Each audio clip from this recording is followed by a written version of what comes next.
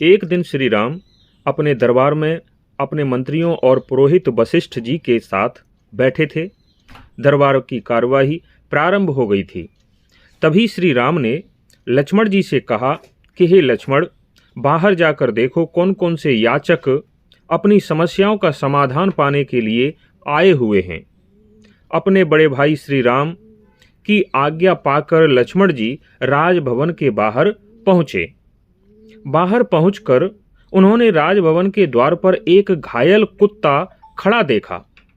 उस कुत्ते को राजभवन के द्वार पर खड़ा देख लक्ष्मण जी ने उससे पूछा, हे श्वान, तुम निर्भय होकर बताओ, तुम्हारी यह दशा किसने की है और तुम कौन सी याचना लेकर यहां पर आए हो। वह कुत्ता मनुष्यों की बोली बोल रहा था। उसने लक्ष्मण जी से कहा, हे सुमित्रानंदन, मैं अपनी समस्या केवल यहाँ के राजा श्री राम के सामने ही बताऊंगा। तुम मुझे श्री राम के पास ले चलो। कुत्ते की यह बात सुनकर लक्ष्मण जी भागते हुए श्री राम के पास पहुंचे और कुत्ता क्या चाहता था यह सारी बात श्री राम को बता दी। श्री राम ने लक्ष्मण जी से कहा कि ठीक है, उस कुत्ते को मेरे सामने लेकर आओ।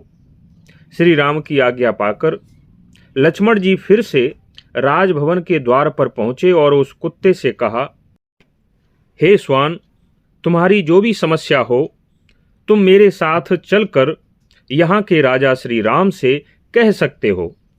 कुत्ता लक्ष्मण जी के साथ राजभवन में प्रवेश करता हुआ श्री राम के राज दरबार में पहुंचा। उस घायल कुत्ते को देखकर श्री राम बड़े विनम्र भाव से बोले, हे श्वान, तुम निर्भय होकर अपनी समस्या बताओ, तुम्हारी बात ध्यानपूर्वक सुनी जाएगी। कुत्ते का सर फटा हुआ था, बहुत गहरा घाव था, उससे खून निकल रहा था। श्री राम ने कहा, तुम्हारे मस्तक पर इतना गहरा घाव कैसे हुआ जिससे लगातार खून बह रहा है? निर्भय होकर कहो। श्री राम की आज्ञा पाकर वह घायल कुत्ता महाराज श्री राम से कहने लगा, हे प्रभु, सर्वार्थ सिद्ध नाम के एक भिक्षुक ब्राह्मण ने मेरी ऐसी दशा की है, जबकि मेरा कोई अपराध नहीं था, फिर भी उसने मुझे इतनी बुरी तरह से मारा है। प्रभु, मैं आपके दरबार में न्याय पाने के लिए आया हूँ, कृपया आप मुझे न्याय दीजिए। उस कुत्ते की बात सुनकर श्री राम ने तत्काल ही उस सर्वार्थ सिद्ध नामक विद्वान भिक्षुक ब्राह्मण को बुलाने के लिए अपने द्वारपाल को भेज दिया। थोड़ी देर बाद उस ब्राह्मण को साथ लेकर द्वारपाल फिर से श्री राम के दरबार में उपस्थित हुआ। उस सर्वार्थ सिद्ध नामक ब्राह्मण ने श्री राम को देखकर कहा, हे रघुनंदन, आपने मुझे दरबार में क्यों बुलाया है? उस ब्राह्मण के इस प्रकार पूछने पर श्री राम बोले, हे ब्राह्मण, आपने इस कुत्ते के सिर पर इतना घातक प्रहार क्यों किया है? क्या कारण था? इसने आपका क्या बिगाड़ा था? तुम्हारा कौन सा अपराध किया था जिसके कारण तुमने इतनी बुरी तरह से इसके सिर में इतना तेज डंडा मार दिया है? श्री राम के पूछने पर उस ब्राह्मण ने बताया, हे प्रभु, क्रोध बड़ा प्राणहारी शत्रु होता है। जब क्रोध आता है तो क्रोध मित्र जैसा लगता है, लेकिन उसका परिणाम बहुत घातक होता है। इसलिए क्रोध को मित्र मुख शत्रु कहा गया है।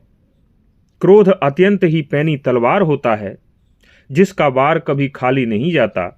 क्रोध ही मनुष्य के सारे सद्गुणों को क्षण भर में नष्ट कर देता है। मनुष्य कई वर्षों से जो जप तप यज्ञ दान करके पुण्यों को प्राप्त करता है, लेकिन क्रोध क्षण भर में उन सभी पुण्यों को नष्ट कर देता है। मेरे द्वारा यह अपराध भी इस क्रोध के कारण ही हुआ है। हे रघुनंदन, कोई भी मनुष्य अपनी दुष्ट प्रकृति को कितना भी क्यों न छुपाए, उसे विनम्र होने की शिक्षा कितनी भी क्यों न मिले, लेकिन समय आने पर उसके अंदर जो भरा होता है वह निकल ही जाता है। एक दुष्ट मनुष्य अपने अंदर दुष्टता कितनी भी छुपाए, लेकिन समय आने पर वह दुष्टता उजागर हो ही जाती है। इसी प्रकार क्रोधी व्यक्ति कितना ही विनम्र बनने की कोशिश करे, समय आने पर ना चाहते हुए भी उसके अंदर से क्रोध प्रकट हो ही जाता है। मेरे साथ भी ऐसा ही हुआ है। ब्राह्मण ने आगे कहा, हे प्रभु, आज भिक्षा मांगने के लिए मुझे देरी हो गई थी। भिक्षा का समय बीता जा रहा था। सुबह से मैं भूखा था। भिक्षा मांगने के लिए मैं द्वार द्वार पर घूम रहा था। कहीं और देर ना हो जाए जिससे कि मुझे आज भूखे ही रहना पड़े, इसलिए मैं जल्दी जल्दी भिक्षा मांगने के लिए द्वार द्वार पर जा रहा था। यह कुत्ता रास्ते में खड़ा था।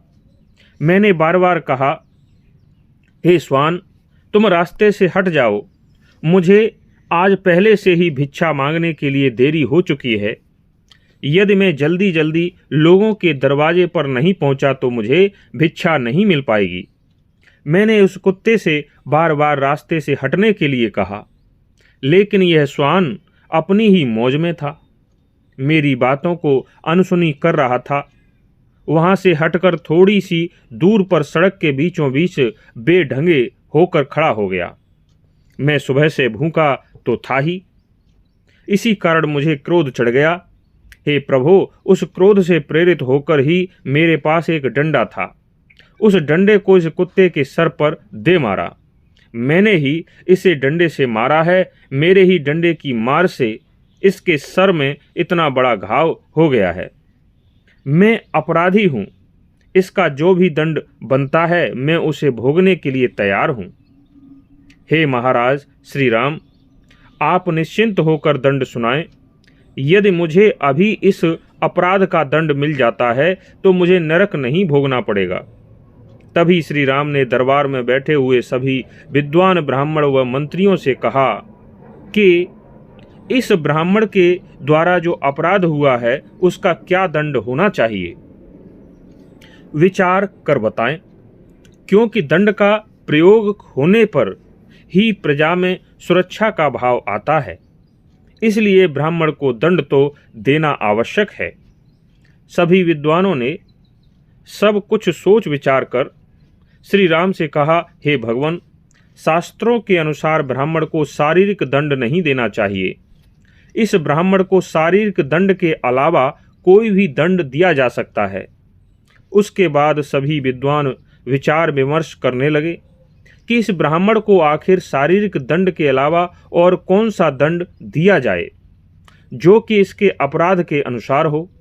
सभी विद्वानों को सोच विचार करते हुए काफी समय बीत गया, लेकिन कोई भी ऐसा दंड समझ नहीं आ रहा था जो उस ब्राह्मण के अपराध के अनुसार उसे दिया जाए।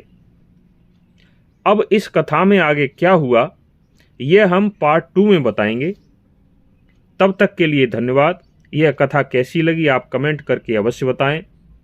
ब्राह्मण को दंड मिला या नहीं, आप पार्ट 2 में अवश्य देखें।